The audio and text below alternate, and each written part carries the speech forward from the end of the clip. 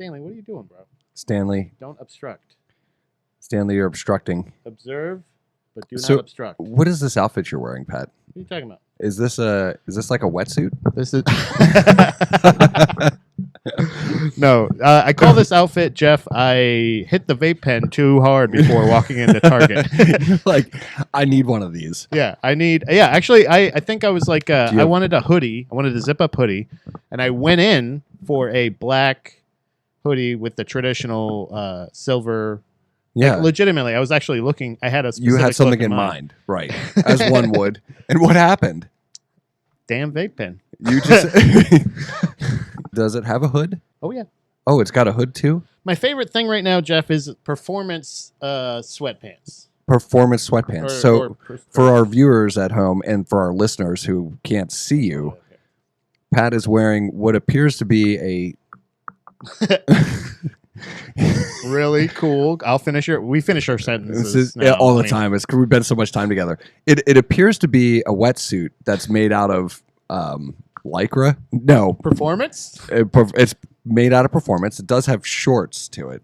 It has a hood, long sleeves, Yep. and apparently Pat walked. He's not looking me in the eye anymore. Apparently Pat walked into Walmart a boy, but came out a man. Right? I mean, it's got pockets. Oh, it's got pockets. Yeah.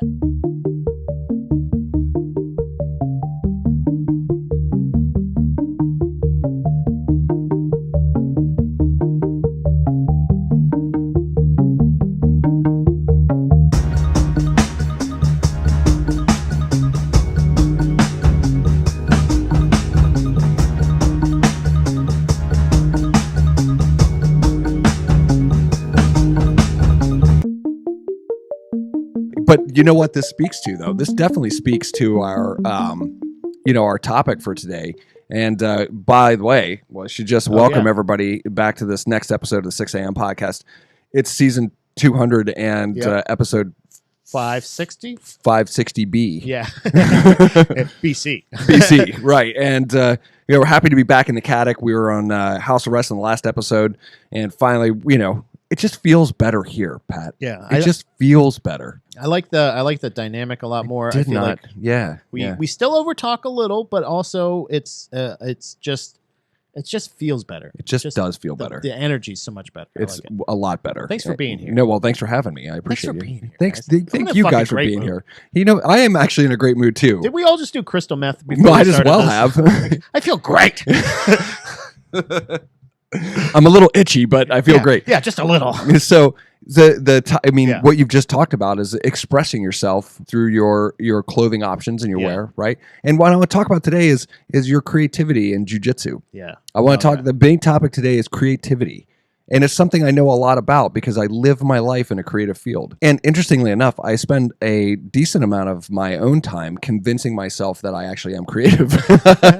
Trust me, you are. No, thanks. Yeah, as somebody who has personally been a proprietor of your services, I indeed you have been. I am pleasantly surprised. Well, thank you. And there was there's been shows that I've been like I think we should do a couple more episodes just because like GDP. I was like, man, because I love the artwork that much. Oh, I'm thanks. one of those things that it inspired you to do more. I never want to truly not cancel it. Do you know what I'm saying? Yeah. Like I always want to have that as a show because I really love your take on it. That's a huge compliment, man. And I also appreciate it. you've helped. Oh, well, it's well earned. Trust me. I applied a meaning behind all the work that I do. I give an explanation, and that's what Pat's in reference to. Not just the artwork itself, but what I was thinking about when I made it. You've actually personally helped out a lot of the podcasts that I produce. Yeah. That my friends host. Everything like that. And like I said, Proper Bonics. There's and my production company in general. Yeah, Baby Mermaid Productions. Yeah, guilty as charged. So there's plenty of perspective I have on this as well. It's true. You are fair a very enough. creative person. Thank you. That's fair enough. And so the question today becomes at what point? And I'll just pose the question to you, especially from your perspective right now. At what point did you feel, or do you feel, is time for you to introduce your own creative take or your own creative bent, or do you even feel creative when you're working in the world of jiu-jitsu? When you are studying jiu-jitsu and practicing jiu-jitsu, yeah, how do you feel about where creativity plays a role in your work. My personal experience, even just with creativity, I was actually just thinking about this because I don't mean to interrupt, but Pat lives his life as a creative as well. So I'm a performer. He is a performer. He writes and he does comedy. Yeah. So and a producer and.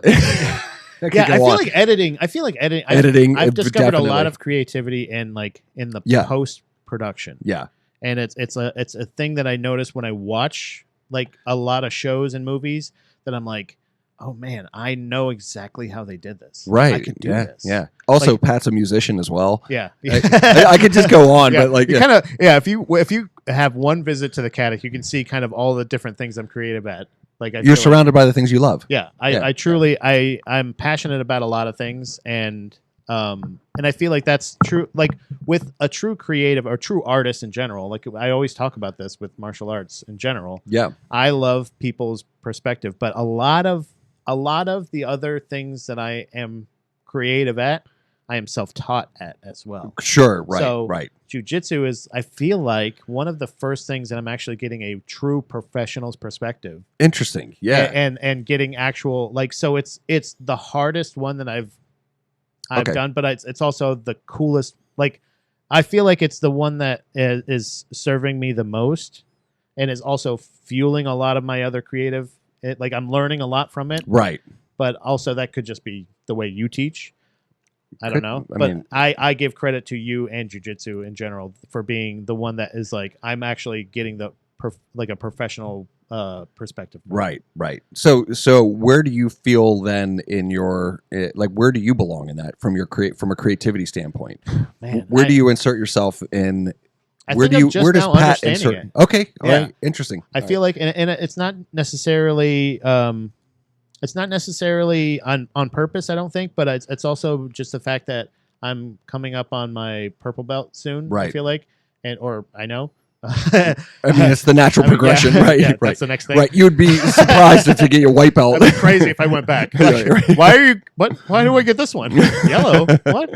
What's a yellow and black belt? But I would say like, I'm finally getting to the point where I'm embracing my creativity in jiu-jitsu. Okay. Where I'm like starting to discover it's not strengths or weaknesses. It's again just your game, like your strengths and weaknesses. Right. It's not like it's not better or worse than anybody else necessarily, but unless you're looking at it from a true like technique wise. Again, remember our technique talk? Oh, I don't want to get into it. I don't want to bum you out again.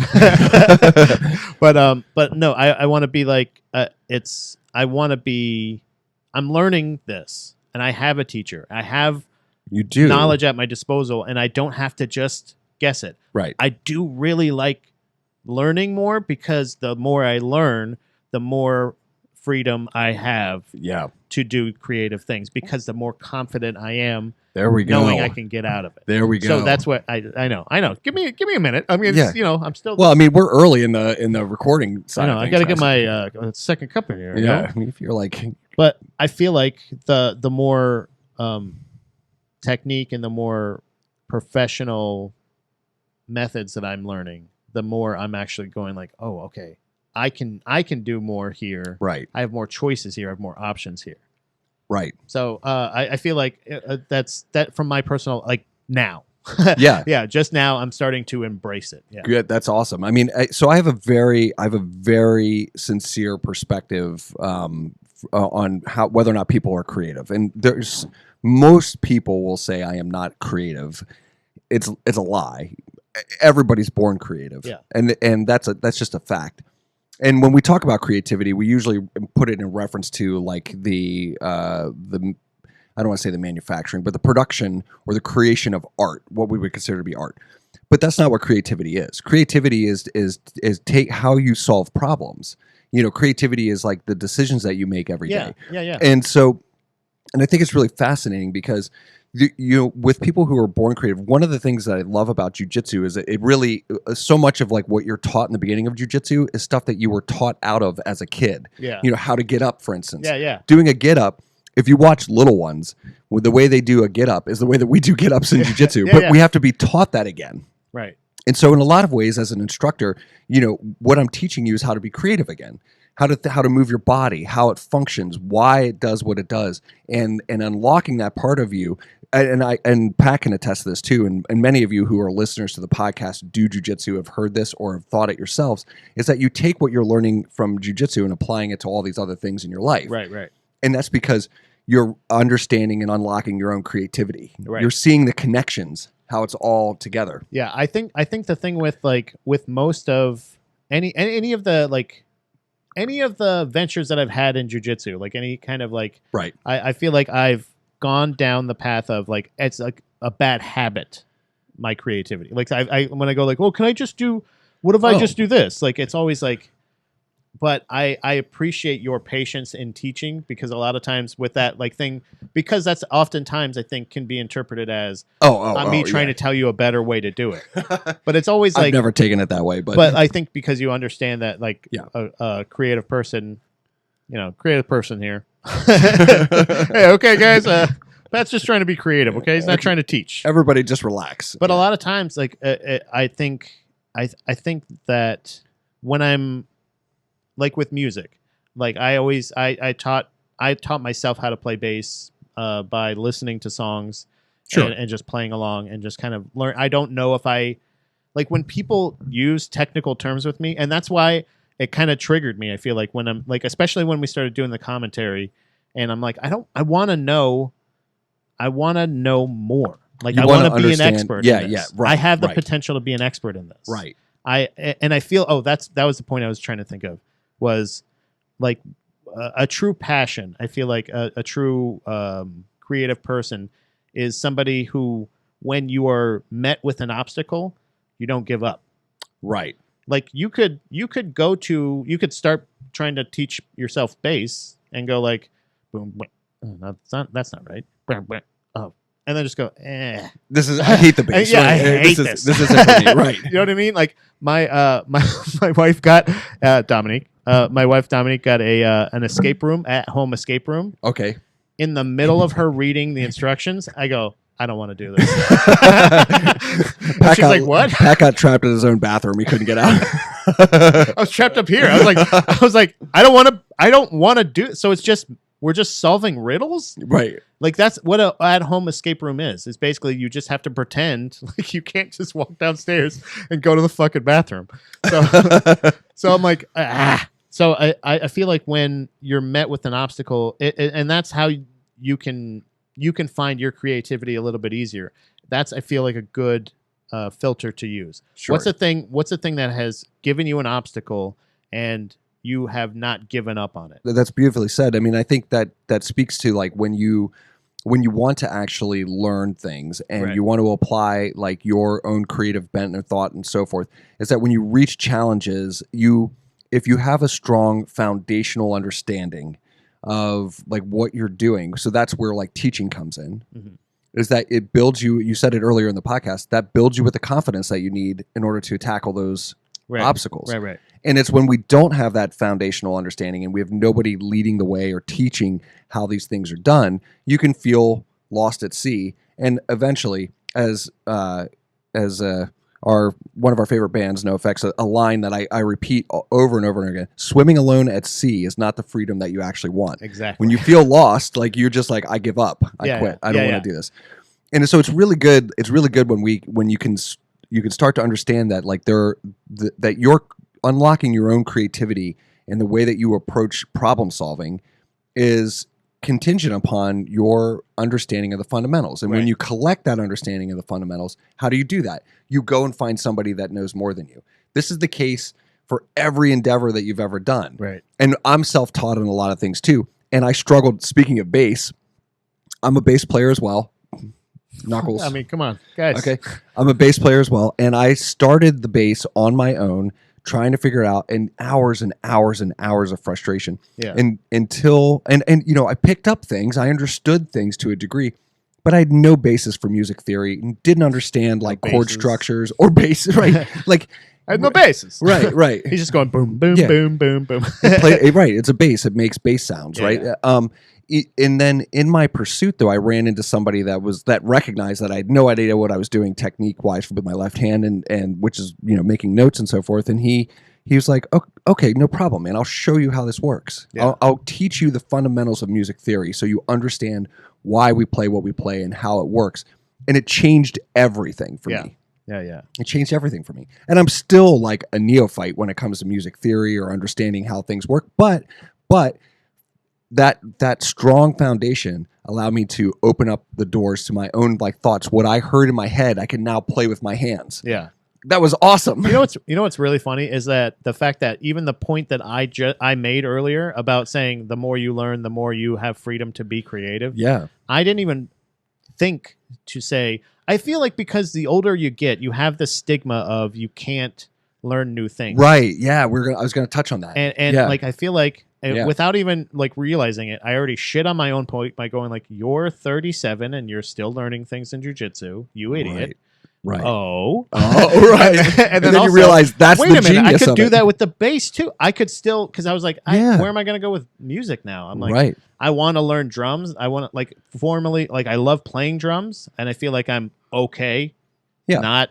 I actually, literally, the first band I was in, I was the drummer, but you know. Right. Yeah, it's the first band you're in. Right. You know what I mean? Like, I remember my first band. you play like one show maybe at a bar. You play 3 songs, I think we did. Two of them covers. Yeah, mine was at a YMCA. Yeah, so, you know what I mean? Like, yeah. and then you're like, that was so. I wasn't never obviously formally taught in that either. Right. But I didn't ever really own a drum set either. So I'm not even equating that. Like, of course you can, you idiot, because you're already interested in music. Do it. Like, you can just go ahead and I can go take a professional lesson and actually kind of reignite that passion. Yeah, right. And learn that. Right, because there's your instructors provide you with and anybody could be a teacher. If that person knows more than you and is able to communicate, they can become a teacher. Just the same way that you guys are teachers as well. When you're meeting somebody that doesn't understand a particular position in jiu-jitsu, or you have the key to that, then you become a teacher. You can provide them with that.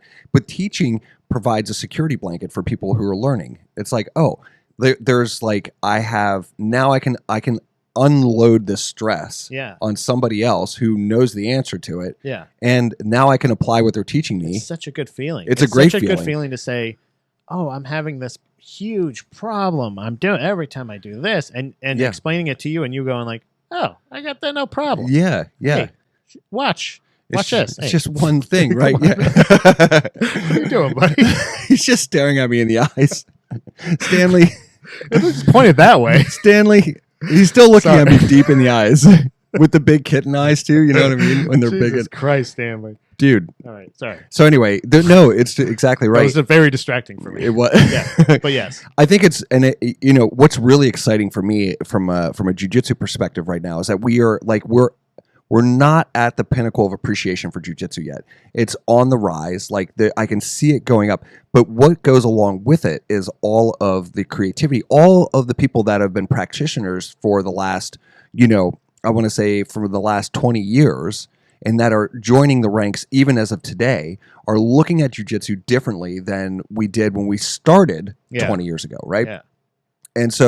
And we understand that there's a structure, so there's a system, but you always have to be wary of structures. You have to be wary of the rules. Yep. Because somebody's going to come along and break all of them, and you're going to be like, what have I been doing all this time? Yeah. And I think that that's especially in an artistic endeavor. Yeah. Especially in an artistic endeavor. That's a great fucking point. Yes. Yeah. And that's what this is, guys. Yeah. And so, but we're seeing it more and more frequently where people are like, oh, why do we don't have to do it this way. We can do it this way, and all of a sudden something changes. And now it could be a complete failure, and that's okay, because that just opens the door for other ideas. Because you might be onto something there, right? And so the reason I like so much in these questions like, well, what if I do this, or what if I do that, is that even a broken clock is right twice a day.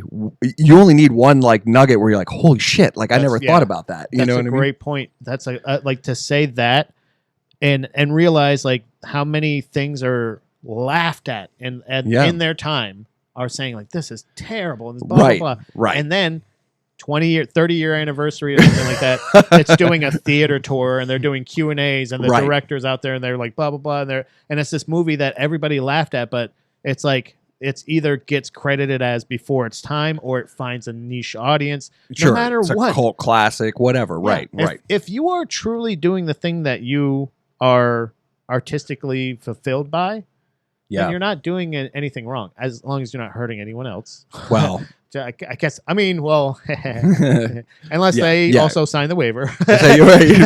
Yeah, if you're not causing harm to yourself or others, that's right. That's right. Yeah, you're absolutely right. And so, and for you guys that are practicing jiu-jitsu, or you're somebody that doesn't practice jiu-jitsu, but you're thinking about like other ways to express yourself creatively. Like the beautiful thing about jiu-jitsu, well, what I wanted to say before I jump onto that is to say that this is you being creative. This is an outlet for you to express yourself, and that's the most important thing about martial arts in general. Right. That it is the expression of the human body. Right. Your work, and I put that in quotes, your work is how you deploy your understanding of the art. Right. From your perspective. Yeah. From your knowledge of it. Right. Exactly. And based on the fundamentals that you've collected at this moment. And it's something that continuously gives you feedback, like immediate feedback, you know, like, yeah, whether this was a success or not. Yeah. But like every artist, like not every piece that they make, not every song that they write, not every story they write, is a success or was even considered good. Yeah. Or maybe it was good in the moment, but later on they're like, this just didn't age well. The rules in general are meant to be broken in artistic endeavors. Right. So like rules are great. Break them. I love that. Yeah. Yeah. Rules are good. We do finish each other's sentences. Yes, we do. and I agree with you, Pat, on this. Like, so when I talk about the rules in jiu-jitsu, I speak of them like this. I say as a general rule, because I want you guys to understand that, like, the more I teach and the more time I spend with you guys on the mat, the more I recognize that many of the things that I understand as a rule should be broken, or it will be broken. If you don't accept that the rule's going to get broken, it'll happen to you, right? It'll happen to you because you're like, no, that's not supposed to happen to me because that's a rule, right?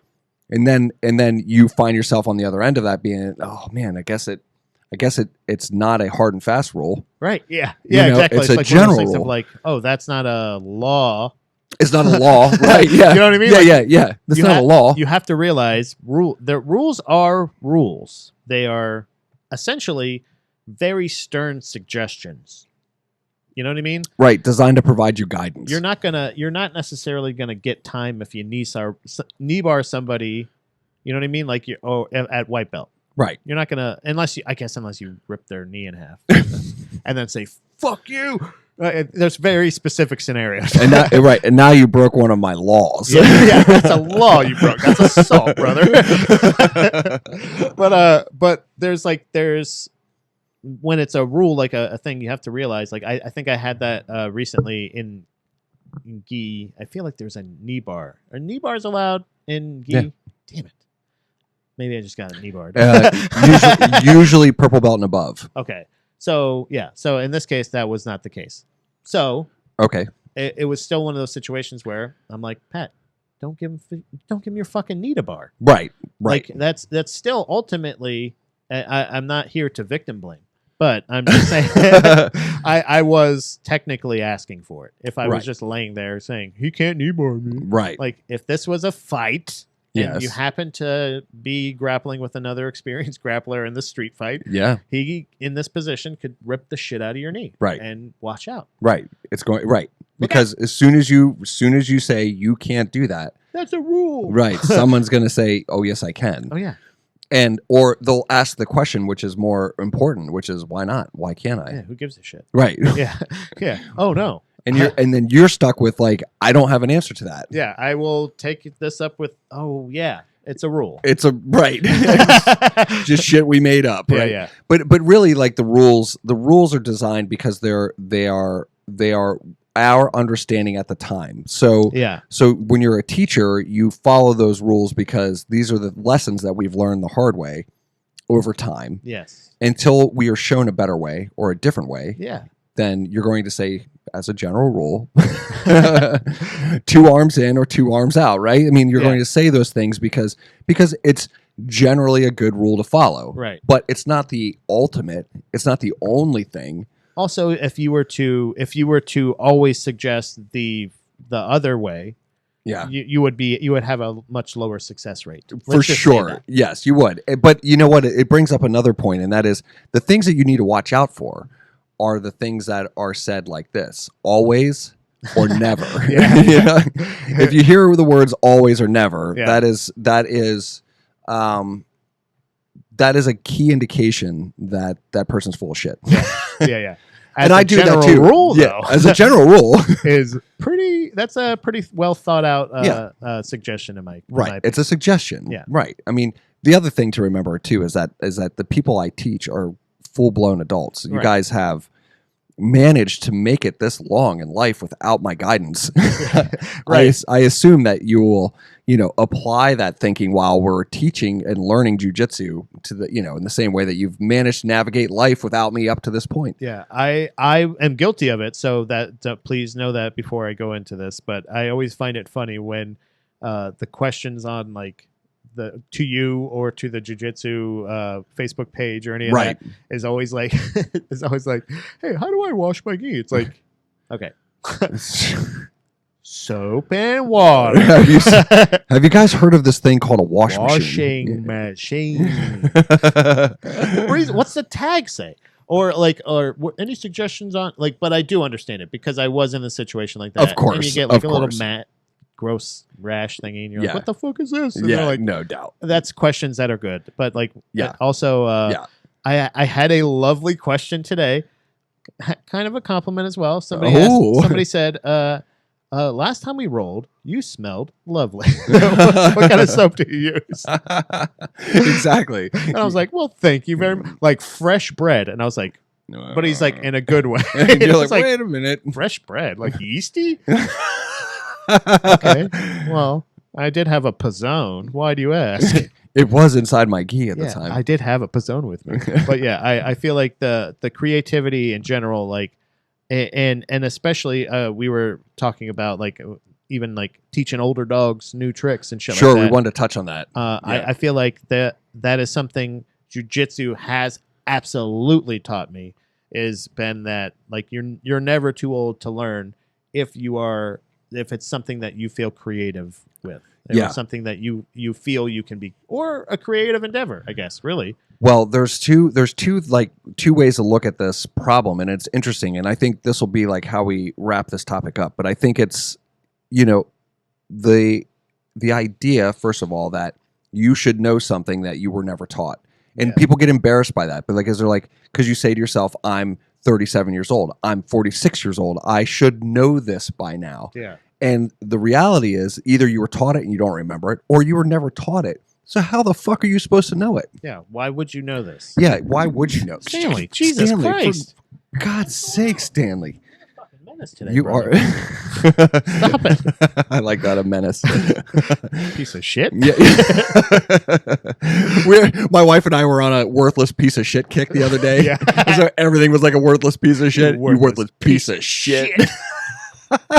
There's a cadence with it. It was so awesome. Yeah. But yeah, so one side of you says that I should know this. Why don't I know this? And no, you shouldn't know it. If you don't know it, you don't know it, and that's okay. No one taught it to you, or they tried to teach it to you and you didn't retain it. It's fine. It's fine. So that leaves the door open for you to learn new things all the time. Right. And the other one is the one where you just had mentioned it, which is I'm too old to learn something new. And that, of course, is a defeatist fucking attitude.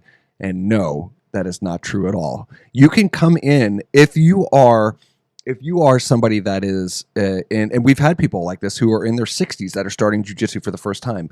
There is so much to learn. And now you cannot measure your progress and your jiu-jitsu self to everybody else at the age of 62 and you're starting jiu-jitsu as a white belt. You're going to face different challenges than somebody who's 18 or 16 who's starting jiu-jitsu as a white belt. And a lot of those have to do with your own physical limitations, but it also includes an entire lifetime of telling yourself that you can't learn new things. But clearly something got into your head if you decided to start this at 62. So So again, look at it instead of looking at it as to whether or not you're too old or too fat or too dumb or too whatever to start jiu-jitsu or start any creative endeavor for that matter, is to remember that like this, what you get out of it is your opportunity to be creative. It is calling you. Right. Don't ignore it. Don't pick worry. up the phone. Yeah, it's calling you. We're all fat, dumb, and old. Yeah, exactly. Really, we really are. I mean, come on. We really are. Legitimately, yes. We are of one of those. I mean, for the most part. And honestly, if there's younger people in the that we train with, and we do have younger people. We have a whole crew of younger people, and they're not necessarily fat or dumb. I don't think necessarily. Yeah, they're actually really good looking too. Yeah, they're very smart. I smash the shit out of them. Yeah, and it's one of those things where you're like, fucking piece of shit. You worthless piece of shit. I know we're not supposed to talk about it, but you know that one movie about that club. Yeah. But there's that scene where yes, it's exactly punching the shit out. I relate to it so much. But sometimes you're like, oh, you fucking, yeah. What are you? You're not even fucking breathing heavy, you piece of shit. And afterwards, and they're like, "Hey, good roll," and they just pop up, and you're like, "Yeah." I'm barely that motherfucker. Yeah, I'm barely winded too. But no, it's like it's one of those things that like I feel like you have those elements. Like there's plenty of people that are bad at jiu-jitsu that go train at jiu-jitsu. They are sometimes some of the newest people. Yeah. Sometimes they've been there a while. Sometimes they took some time off. It doesn't matter. It doesn't fucking matter. Yeah. Don't worry about belts. Don't worry. Come to a no-gi class. And then you don't know who. And like you don't know what. Who's who. Yeah. There you go. And then you can just be like, hey, everybody just got some cool spandex. And when that dude like rolls you up and submits you for the fourth time in a row, he's one of the good ones. And you ask him what rank he is, and he's like, I'm a white belt, and you're like, fuck. Maybe then check out music. Have you tried the bass yet? Have you tried bass? See, I highly recommend. That's why we do the pod. It's true. You guys like this is. The most important thing is to remember that there's a reason why like these things are occurring inside of your head. Yeah. Don't ignore it. Right. Don't ignore it. Go after it. Go do those things. And being good is subjective. And that wrestler was a white belt.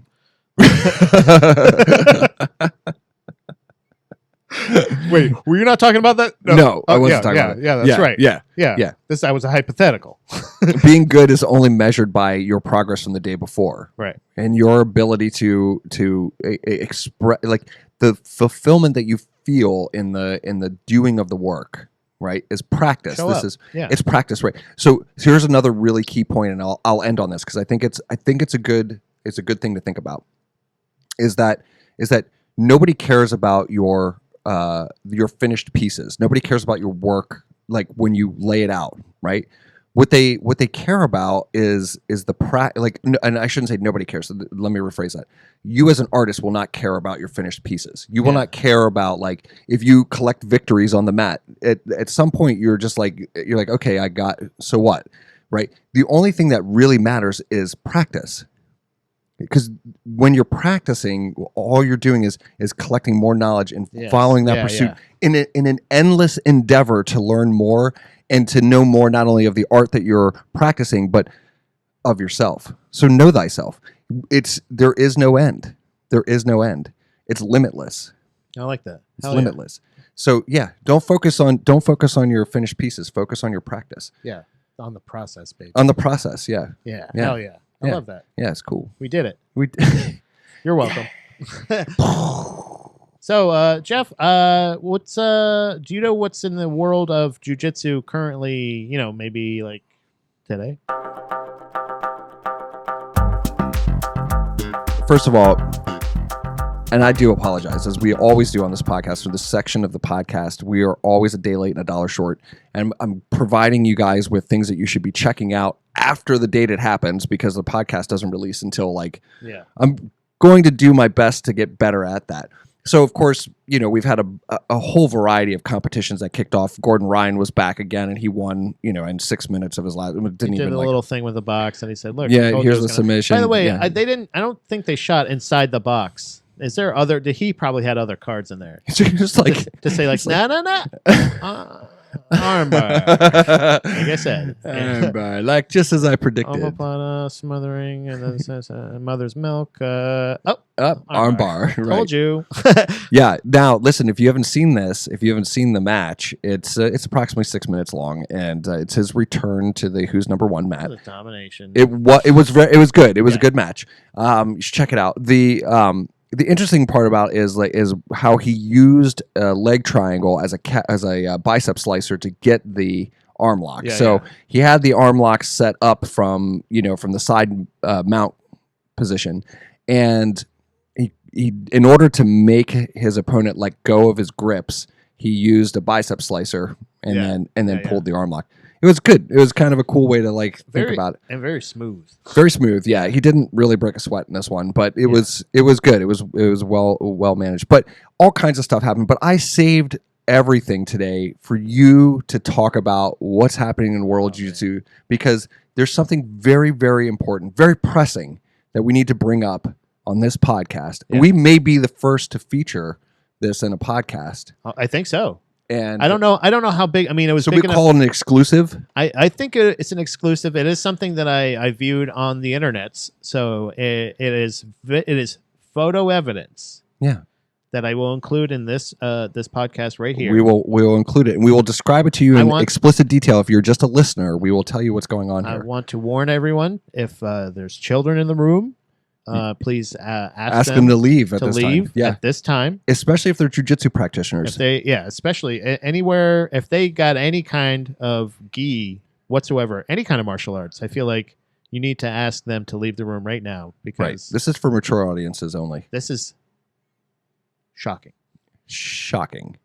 It's probably the most shocking thing I've seen in quite a while. This is something I viewed via Bloody Elbow on X, formerly Twitter. It is Sir Edward Bravo wearing his shoes on the mat.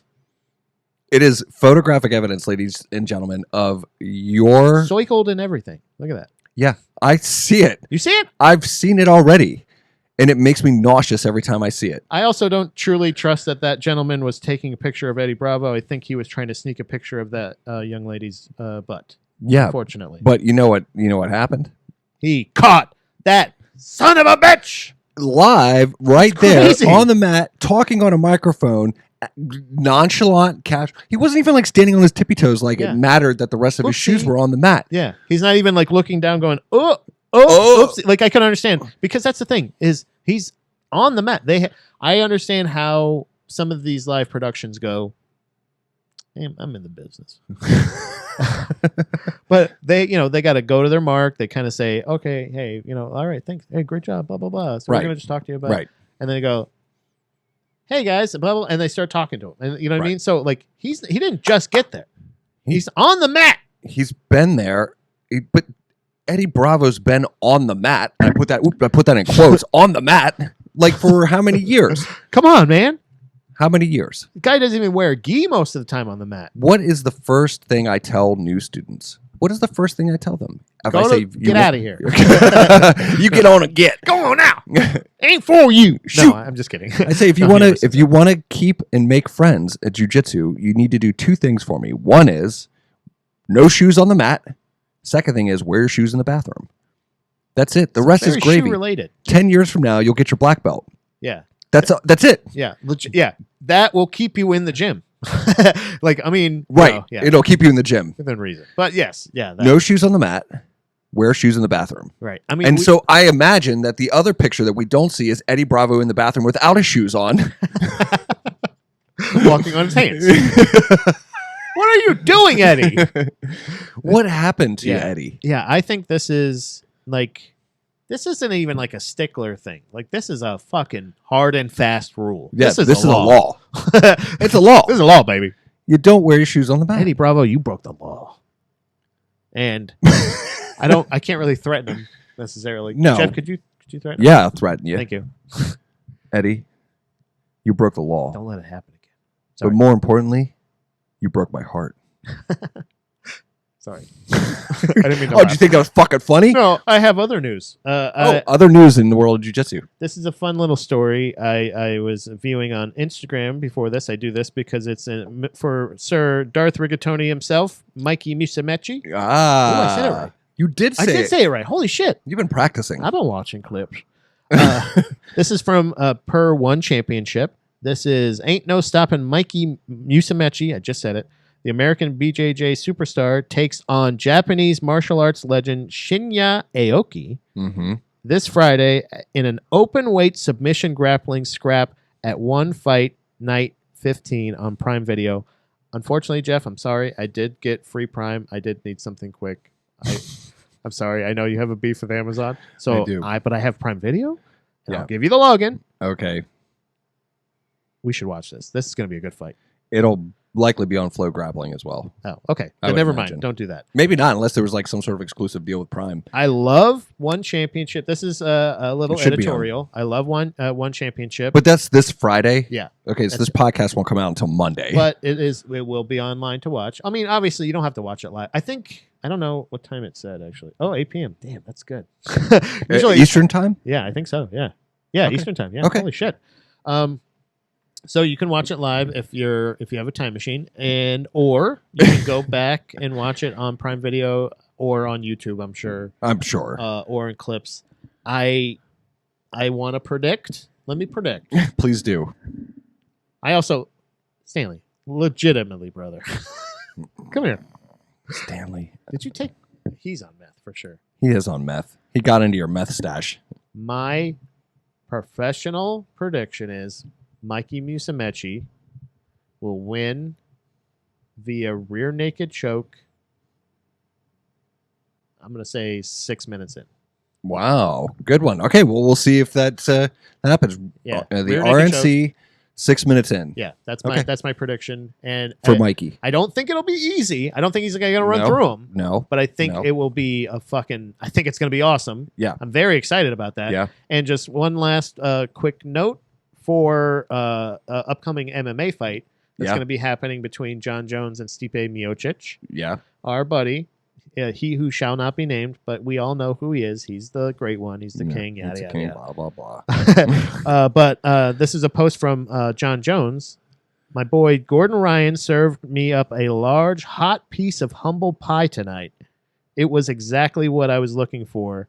At the same time, my emotions are all messed up.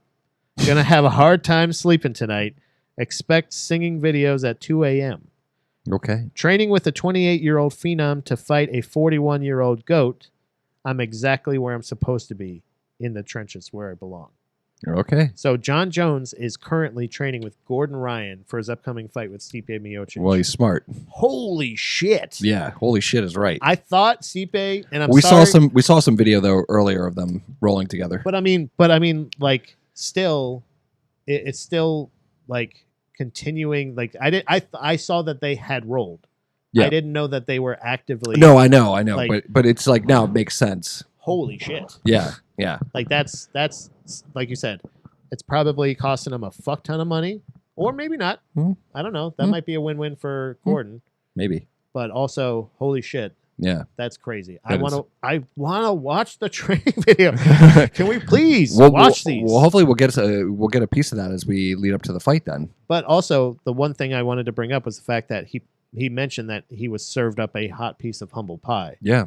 We did not see the outcome of that video when we saw them scrapping. We can envision it. Holy no, I could not envision. I could envision it being an amazing Rampage-esque battle through Tokyo, but Mhm. I couldn't imagine. Mothra versus Godzilla. Yeah, but like, I guess Gordon Ryan is.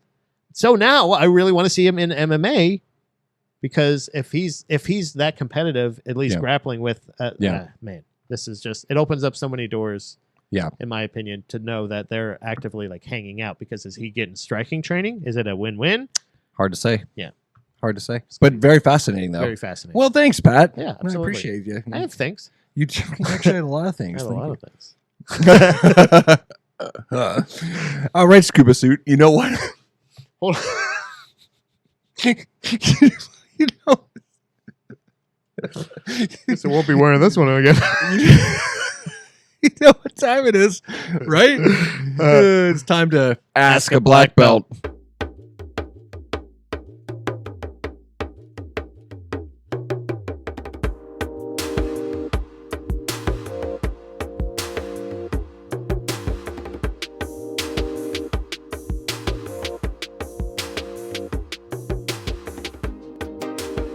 I got a couple questions for you today. Sure. A little silly, but also maybe there's a little. I like silly. There's a little fun in them. Fun. In them. What? There is a little fundamentals in them. Oh, there's fundamentals. Because both of them are jiu-jitsu related questions. Okay, perfect. So this is from Basic Ben. Basic Ben. He asks, how many Jeff Becks would it take to tap one gorilla, and how? Oh, okay. The answer to this question is simple, Basic Ben. It's one Jeff Beck. Wow. And this one? Yeah. And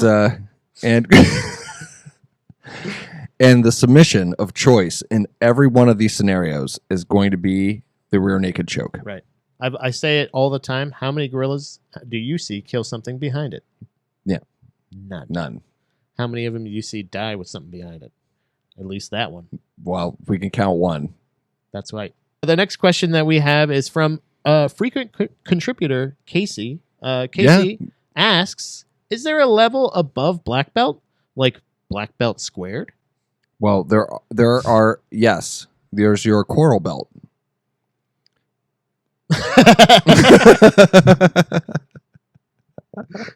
How many stripes do you have to get to a coral? I don't know off the top of my head. I think it's, what is it? 1, 2, 3, 4, 5, 6. I think it's 7. So your degrees in black belt, the first two come every 3 years, and then it's every 5 years after that in rank. Okay. So I think it's 7. I think it's 7th degree. Wow. I think after your 7th degree, you're eligible for your coral belt, and you can't, like, the Gracies have like a red belt, but that's like it's like an honorary. Okay, so that's not like, that's what I thought that's what. So that's not what a coral belt is. No, a coral belt is a coral belt, and the red belt's something else. Oh, so, okay. So because I remember there being some kind of exclusivity to the Gracies. For the red belt, that's an honorary title, but the coral belt is definitely a real thing. And actually, someone who our academy has a personal relationship with, one of the greatest jiu-jitsu practitioners of all time, Ricardo Laborio, is actually due for his coral belt here in March. Oh. So he'll be getting his coral belt, which is super awesome. Cool. Yeah, we actually all got invited to go to Brazil, to Rio. Yeah. For this. So is that where all of the promotions would happen, or is that just this one in particular? Just this one in particular. I don't know. Kind of a big deal. Yeah, it is a very big deal. Like there's like it's kind of a fucking big deal. I would assume you could probably again, you probably don't know offhand, but there's probably not a ton of coral belts out there, right? No. You know what I mean? Like a handful. Yeah, a handful. I mean, we're going to see more of them as like time progresses, but because there's going to be more black belts and so forth. Dude, the streets in like 20 years are going to be nuts. It's going to be fucking dangerous. It's like, you're like, you can't be like, oh, well, I'm a black belt in jiu-jitsu, and everyone's like, who isn't? So what? Who gives a fuck? Everybody is. So the funny thing is that, like, and to answer your question, Casey, the reality is that black belt is it.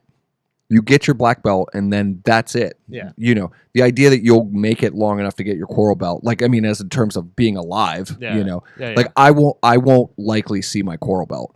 Oh, wow. I'll get you one. I'll go to Rio and get you one. Yeah. So, I mean, I can't do I'm terrible with math, guys, so I couldn't do the math in my head to determine, like, based on my age, like, how long it would take for me to achieve that rank. But the reality is that for I would say 99% of every practitioner that makes it to black belt is the final rank. That's it. Yeah, I think and you get your degrees. You get your degrees after. The degrees are kind of just like they're like the mile markers, like the how many years in rank you've been at that. But if you're a black belt, you're a fucking black belt, right? And the degrees, like, the funny thing too about degrees is that They sort of come whenever your professor gives them to you. Like it's not like on the 3 years to the day that you were your black belt, you get your degree. Like I was gonna say your professor awards it to you. You don't check in, so like it's not. I do. I check in all the time. Oh, you do, really? I check in every class, again, and you should too. Again, guys. Hey Jeff, should we check in? It's one last ask a black belt question. Hey Jeff, should everybody check in? Yes. Okay. Please check in. God damn it. Sorry, I triggered him. Jeff, Scuba Pat wants to know. Yeah, I'm embracing it now. I almost lost that one in my nose. I know, that's why I did it to you. Revenge. It's a dish best served cold. But you know what else is served cold? What's that? Some cool tunes, baby. Yeah, what's on your turntable?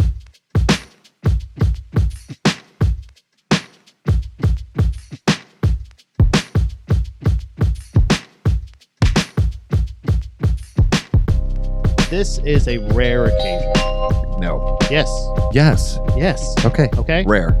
A top 5 favorite band of mine. Okay. Has been birthed out of nothing. What? I've never heard of a band that has existed apparently since like 2013, existing of some members of now some of my favorite bands. Converge. Okay. Cave In. Okay. High on Fire. Never heard of them. Sorry. But it's a scale. This band is known as Mutoid Man. Okay. I was screwing around on Instagram, I think 2 weeks ago, maybe 3 weeks ago. Okay. Just some Saturday afternoon, just fucking around, whatever. And I come across a music clip of theirs that I really liked. Okay. And you're like, okay, whoa. Wow. You're like, whoa, wait Yeah, a minute. Holy shit. Yeah. I love that feeling, by This the way. sounds so, yeah. I say to myself, I hear, I'm like, what the fuck? Like, this has potential. Yeah. Like, whoa. So I give them a little goog, check out on Spotify. I watch a current music video of theirs, which reminds me. So this band, just a short synopsis, is a somewhat of a super group of existing of other band members, obviously. Sure. Yeah. And they also happen to remind me of the rest of my top 10 favorite bands. Every one of the bands that I love, this band somehow incorporates part of their style into their songs. They're like a legacy band. They have the creative look. They have really cool music videos. They have a great catalog. I got so excited that I was like, oh my God, you hit the link, you find out, oh, let's just look up some more. They're on tour. They're going to be in Mechanicsburg in November. No shit. Yeah, I bought tickets immediately. Wow. I went from like 0 to 60, this being one of my top 3 favorite, maybe 5. You said top 5 originally. Yeah, top 5. But still, that's a huge, like to find them 2 weeks ago and then be in your top 5 is incredible. I've never even heard of them. And I feel bad saying that, just saying like, why? I don't mean to say like giving, Didn't we just talk about this? You're right. I'm not going to beat myself up. Yeah, if you don't know, you don't know until you know. But now you know. So happy that that's I know great, now. man. Yeah. And it's like, and I can't imagine, like I was listening to them. I had my headphones in. Yeah. I love this band. That's great. Mutoid Man. Look them up on YouTube. Their latest release is Mutants, and I highly suggest that. Or also, I'm going to put them in my phone right now so I can listen to them on the way home. It's weird. A 3-piece band that like I said, and a 3-piece to boot. And like the fact that they have or not only have members of some of my favorite bands like Converge or something like that. Now also Cave In. I got them to check out as well. I really didn't know much about them, but okay. I'm very excited to find a 3-piece fucking ripper that is going to be in my fucking town real soon. Yeah, I love this. I may be like one of those Taylor Swift their artwork's cool too. Yeah, dude, it's like crazy. Yeah, their artwork's really good. They are perfect top to bottom band. Their merch is cool. They're fucking, like I said, videos. Yeah, I'm excited. Yeah, I love it. I get goosebumps. I love it. Terrific. So sorry. What's on your? I really hope I'm not disappointed by Mutoid. Yeah, you're gonna be like, oh, these guys kind of blow. These guys sound like a cross between Kenny G and Enya. What the fuck? Pat likes yacht rock. Yeah, I like yacht rock. Who doesn't like yacht rock? Okay, well, on my turntable, not like I'm stoked. Don't get me wrong, but I can't possibly be as excited as finding new music like that. I mean, it reminds me of just recently finding a new, like realizing that Painted Black's bringing out a new record on November. I'm like, I'm still like over the moon over Imagine this. Imagine at that time you didn't realize Painted Black existed. Oh, right. And I heard, and I said, what the fuck? Dude, I love, it's one of my favorite things to do where I'm like, how did I sleep on this? And then I just go through the whole catalog and I learn everything about them and who produced this record and what acts they were associated. It's great. I love it. It's one of my favorite things. But on my turntable right now, as we all know, we are in October, which is the spooky season. So I go through cycles like everybody else, and I tend to like gravitate towards certain things during certain times of the year. And because it's October, I'm breaking out all of my psychobilly records. Nice. And because if you guys aren't familiar with psychobilly, it's like punk rock and rockabilly and think it mix horror into that, and then you have psychobilly. Yeah, it's faster, it's darker, it's and some of it's tongue in cheek, but it kind of uses the effects. It's like the Misfits if they played rockabilly. Yeah, it's like using the effects of, or even for like maybe some people that may not know, more like let's say like Alice Cooper meets what's his face? The Stray Cats. Yeah, Stray Cats. Yeah, I was trying to think of the one famous guy. Brian Setzer. Yeah, Brian Setzer. Yeah. But like I feel like they use a lot of the same effects as normal like rockabilly or. Oh, they do. Like anything. Lots of slapback echo, lots of like stand-up bass as a primary feature. But they use it to make like spooky, eerie elements. It's like, awesome. They use all of the elements perfectly for it. Yeah, and I would say, you're right. That's psychobilly is an entire movement / genre of music. So I mean, there's all these there's people that live the psychobilly lifestyle in addition to this, but the band that's on my turntable right now is from England, and they were popular in the 80s, and they still exist. Their name is Batmobile. Yeah, and if you've not listened to Batmobile, I highly recommend their self-titled record, Batmobile. Listen to the Transylvania Express. It's a great intro to psychobilly in general. It's a great you like the it's just terrific because it's just like it's a really great music to listen to. I mean, I'm a big Tiger Army fan. I've been one since since the band started. Okay, I have like their original EP.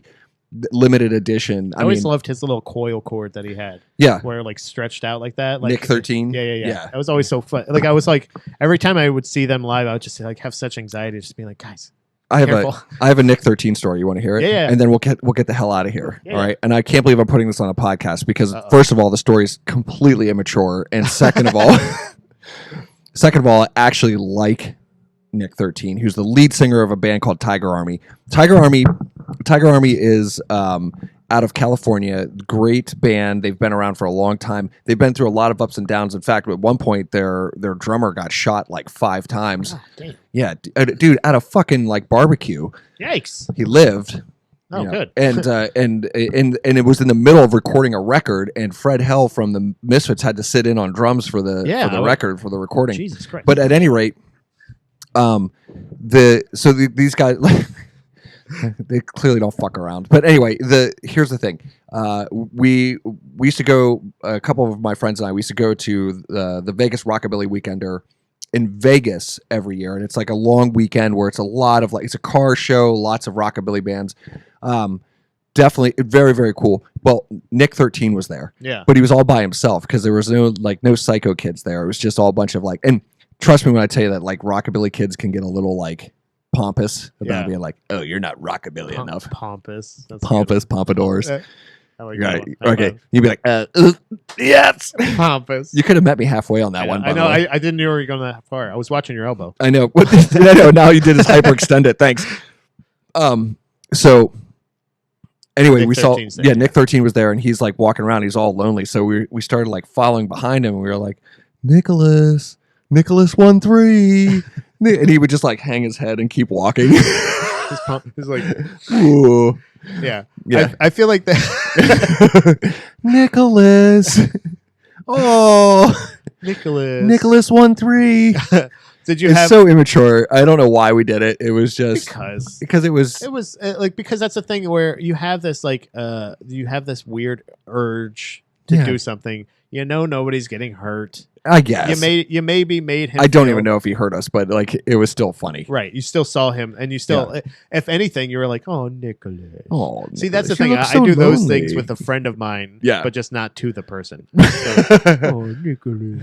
Oh, poor Nicholas. I'm just saying it to myself and to them to make them laugh. Yeah. So there you go. There you go. That's awesome. what's on my turntable right now. So Batmobile. lots of spooky stuff. I have I'm a big horror fan. Necromantics. I love the Necromantics.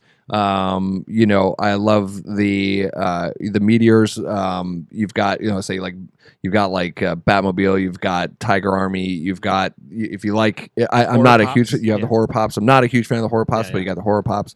There's just tons, and Long Tall Texans. There's tons of psychobilly bands out there that are probably worth your listen. You should check out Unknown Hinson. Okay, he's just no other precursor. Look up Unknown Hinson. Okay, Unknown Hinson. Yeah, he goes along with the spooky vibe as well as the rockabilly vibe, but it's also a little something extra. Oh, a little something extra. Something extra. All right, great, terrific. Well, Jeff, this has been a wonderful show, despite Stanley, the menace of the podcast, this week. He's on probation now, and if he doesn't straighten up, he may not get any kitty food. Yeah, I mean, you make your bed, you lie in it. That's one to grow on.